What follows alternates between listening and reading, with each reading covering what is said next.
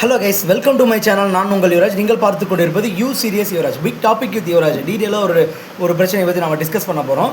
கும்மிடிப்பூண்டி நிலத்தை ஆக்கிரமிப்பவர் மீது நடவடிக்கை எடுக்க கோரி காவல் நிலையம் முன்பு தற்கொலை முயற்சி. ஒரு நிலத்தை ஆக்கிரமிக்கிறான்னு தெரிஞ்சும் அதற்கான நடவடிக்கை எடுக்காத அந்த ஊரில் போலீஸ் ஸ்டேஷன் தேவைங்களா? என்னுடைய கேள்வி இதுதான். போலீஸ் ஸ்டேஷன் தேவைங்களா? கும்மிடிப்பூண்டியில் போலீஸ் ஸ்டேஷன் எதுக்கு இருக்கணும்?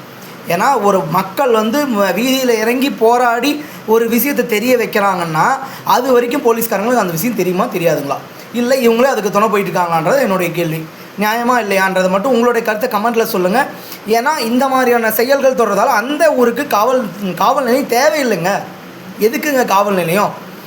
மக்களை பாதுகாக்கிறதுக்கும் இந்த மாதிரியான சின்ன சின்ன பிரச்சனைகள் வராமல் இருக்கிறதுக்கும் தான் போலீஸ் ஸ்டேஷனை தவிர நீங்கள் எந்த ஒரு பாலியல் கேஸையுமே நடக்கிறதுக்கு முன்னாடி தடுக்கிறதும் கிடையாது, பிடிக்கிறதும் கிடையாது. அட்லீஸ்ட் இந்த மாதிரி கேஸையாச்சும் இல்லாமல் பண்ணுங்களேன். ஒருத்தர் குரல் கொடுத்தா உங்களுக்கு தப்பாக தெரியுது. சரி, நம்ம விஷயத்தை டீட்டெயிலாக நம்ம இந்த கேஸை பற்றி டீட்டெயிலாக பார்ப்போம். கும்மிடிப்பூண்டியை அடுத்த தேர்வழி கிராமத்தைச் சேர்ந்தவர் அருள், 40. இவரது பக்கத்து வீட்டில் வசித்து வருபவர் தமக்கு சொந்தமான நிலத்தை ஆக்கிரமிக்க முயற்சிப்பதாகவும் இது தொடர்பாக நிலத்தை அளவீடு செய்து தருமாறு வருவாய்த்துறையில் 2 முறை பணம் செலுத்தியும் நடவடிக்கை இல்லை என்று தற்போது தடுப்பு சுவர் அமைக்க செங்கற்களை இறக்கி பணிகள் தொடங்குவதால் காவல்துறையினர் உடனே நடவடிக்கை எடுக்க வேண்டும் எனவும் மனு அளித்துள்ளார். இதில் என்ன தப்பு இருக்குது? அவர் பண்ணது ஏதாச்சும் தப்பு இருக்குங்களா? நீங்கள் நடவடிக்கை எடுக்காத உங்கள் துறையினுடைய தப்புங்க. இது எந்த துறைன்னு பார்த்து சொல்கிறேன்னு பாருங்கள்.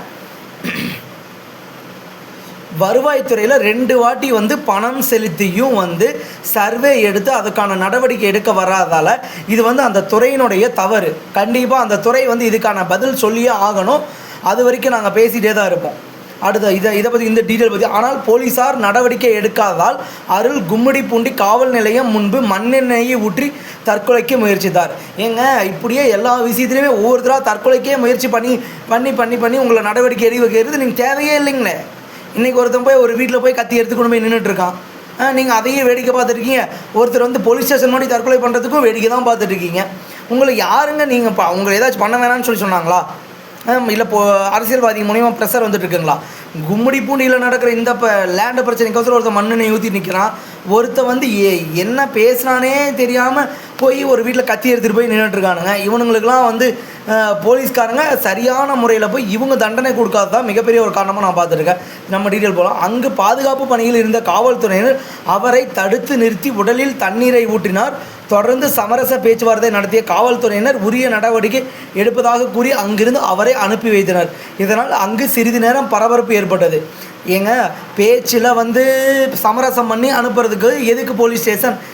ஒரு விஷயத்தை உடனே அந்த வருவாய்த்துறை அதிகாரிக்கு ஃபோன் பண்ணி கேள்வி கேட்கக்கூடிய உரிமை போலீஸ்காரங்களுக்கு இருக்குங்களா இல்லைங்களா? என்னுடைய கேள்வி அதுதான். ஏன்னா ஒருத்தர் கேள்வி உங்ககிட்ட கேட்டிருக்காரு, ஒரு கம்ப்ளைண்ட் கொடுக்கறதுக்கு வந்திருக்காரு. வருவாய்த்துறை அதிகாரி 2 வாட்டி நடவடிக்கை எடுக்கல. நீங்கள் அடுத்த 5வது நிமிஷம் ஃபோனை எடுத்து அந்த வருவாய்த்துறை அதிகாரிக்கு ஃபோன் பண்ணி ஏன் இந்த பெண்டிங்கில் வச்சுருக்கீங்க, இன்னும் 2 நாள் எனக்கு இதுக்கான ரிப்போர்ட் வரணும்னு சொல்கிறதுக்கு போலீஸ்காரங்களால் முடியுங்களா முடியாதுங்களா? முடியும், கண்டிப்பாக முடியுங்க. ஏன்னா இவங்க பண்ண மாட்டாங்க. போலீஸ்காரங்களுக்கு சட்டம் அந்த மாதிரி பயன்படுத்தக்கூடிய ஒரு அதிகாரம் இல்லாத மாதிரி மக்கள் அப்பாவிங்க கிட்ட தான் நடந்துக்குவாங்களே தவிர அவங்கக்கிட்ட நடந்துக்க மாட்டாங்க. கண்டிப்பாக மக்கள் கேட்கலாங்க. நீங்கள் இதெல்லாம் கேட்கக்கூடிய கேள்வி தான். வருவாய்த்துறை அதிகாரிக்கு ஒரு கான்ஸ்டபிள் ஃபோன் பண்ணி கேள்வி கேட்கலாம்.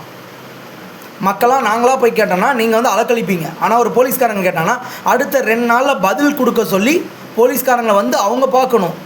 அந்த மாதிரியான ஒரு சட்டம் இருந்தால் தான் தகுந்த நடவடிக்கை எடுக்க முடியும். Okay guys, thank you. இந்த வீடியோ உங்களுக்கு பிடிச்சிருந்தா லைக், ஷேர் அண்ட் சப்ஸ்கிரைப். அடுத்த வீடியோவில் பார்க்கலாம். Thank you guys.